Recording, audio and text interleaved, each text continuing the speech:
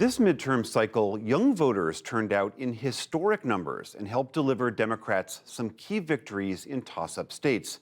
John Yang has more. Analysts say Gen Z and millennial voters played a key role in the midterm elections to help Democrats stave off the Republican red wave. While they were a relatively small portion of the electorate, voters under 30 have shown increased participation in the last few elections and supported Democratic candidates by bigger margins than ever before. Two voices to talk about this voting bloc. Della Volpe is director of polling at the Harvard Kennedy School Institute of Politics. He's the author of Fight: How Gen Z is Channeling Their Fear and Passion to Save America. And Victor Shi, he's a student at UCLA and director of strategy for Voters of Tomorrow, a nonpartisan Gen Z-centered civics advocacy group. Gentlemen, thanks to you both for joining us. John Della Volpe, I'd like to start with you. How big a difference did these voters make in the midterms? Thanks for having us. I think they made all the difference, John. Let me break it down for you pretty simply. When you think about Gen Z and you add in millennials, okay, those are essentially two generations of voters who have a similar set of values. They voted for Democrats by 18 points, okay, plus 18 for Democrats. The under 40 vote, 59 to 41. Republicans won the over 40 vote, which, as you said, is much larger, by 10 points. So if not for Gen Z and the combination of Gen Z and millennials, I do think we have that red wave that so many people were expecting. Gen Z, specifically, the people under 30, increased their level of participation relative to the average, increased their support for Democrats, and made all the difference in the world a couple weeks ago. And are there particular races where this was key, John? Yeah, I'll give you a couple of different examples, and one of which is Pennsylvania, a very, very close race. The under 30 cohort supported John Fetterman at 70%. 70% for Fetterman among the 18 to 29 group. When you go look out west to Arizona as another example, Mark Kelly won this cohort by 50 points. I think the reason that the Democrat Senator Cortez Masto won in Nevada was similar enthusiasm among young people. She won a double-digit victory. I think her final number, according to the exit polls, was in the mid-60s. And I think we saw higher turnout than we normally did, even relative to 2018 in Nevada. So those are three very, very quick examples of some of the tighter races that tipped because of younger people. But real quick, John, this isn't the first cycle that we've seen this. This happened in 2018, and it also happened in 2020, so this should not be a surprise. Victor Shi, what's motivating you and voters like you, voters your age, and why are so many breaking for Democrats?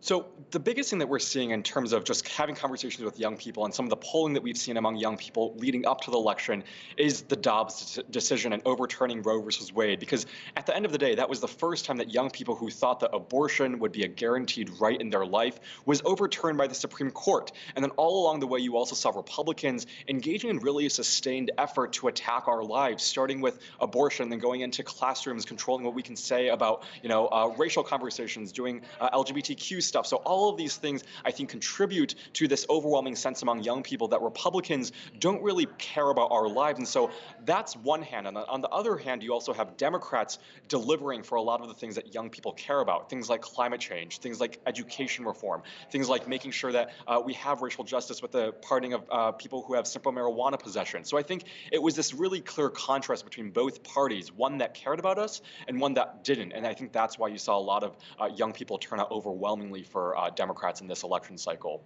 Della Volpe, I want to go back to the point you just made, that this is the third straight election where you've seen this.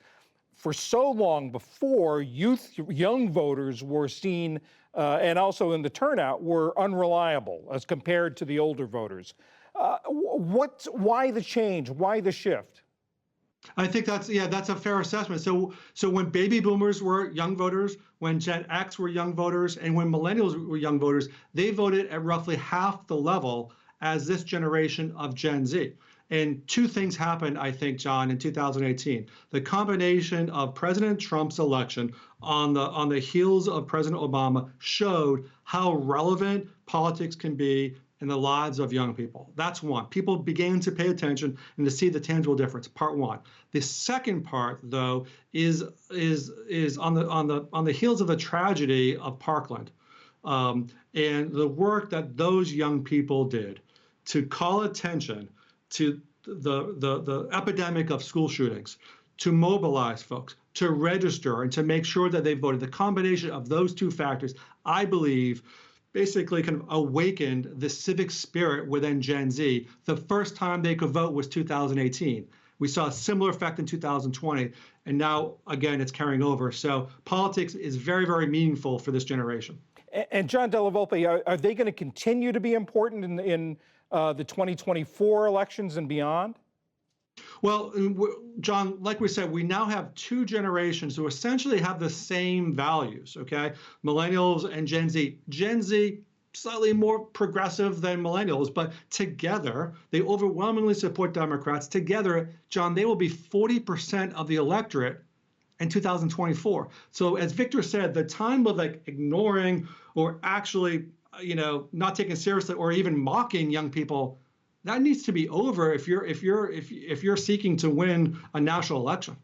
And Victor Shi, are we seeing? Are you seeing your peers doing more than just voting? Are they organizing? We now have a Gen Z member of Congress next January. Are more running for office and being more active than just voting? Absolutely. So you basically, with Gen Zers and young people in general, what you saw with us that made us such a unique generation before this election, before 2020, was that we weren't afraid to go to the streets and protest and make our voices heard. You saw that with protests like the climate change movement. You saw that with the Black Lives Matter movement. You saw that with the Women's March. Just so many young people going out to the streets and making their voices heard. At the same time, you saw a lot of young people go register to vote and actually vote starting in 2018, like John said. But what made this election so special compared to previous elections was that you saw a historic number of Gen Zers actually run for office. And that was just pretty remarkable. Not only that, though, you saw a historic number of Gen Zers actually win office. So I'm thinking of people, like you said, Maxwell Frost, who's going to be the first Gen Zer from a state like Florida, going to Congress and representing Gen Z there. But you also have Gen Zers running across the country down ballot. Someone like Nabila Syed from my home state, Illinois, is going to be the first member of the Illinois state legislature who is Gen Z. And so all across the country, what you're seeing from Gen Zers isn't just the reality that they were, going out to the streets and protesting, but we're also going out there and voting and running for office and actually winning office. And that's going to translate into some real tangible differences for Gen Zers and what we care about. And talk about the difference that this is going to make, or that you hope it will make, as your generation and millennials remain important politically. What do you want to see happen? What do you want to see come from that?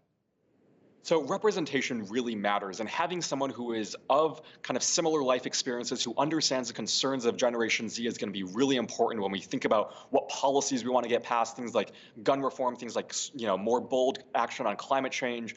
All of those things are going to really matter with more Gen Zers in Congress. And I think what we're going to see a lot of kind of what's going to happen with the policies that get passed from the federal level and state level. At the same time, I think it's just important for young people too to look at their, institutions and government and see someone who actually looks like us, someone who is young, someone who is vibrant, who might be diverse. And so I think, it's going to be great in terms of just kind of looking at politics and being inspired and actually being civically empowered, but also into tangible policy differences too. Victor Shi of Voters of Tomorrow and a student at UCLA, John Della Volpe at the Harvard Kennedy School Institute of Politics. Gentlemen, thank you both very much. Thanks so much. Thank you.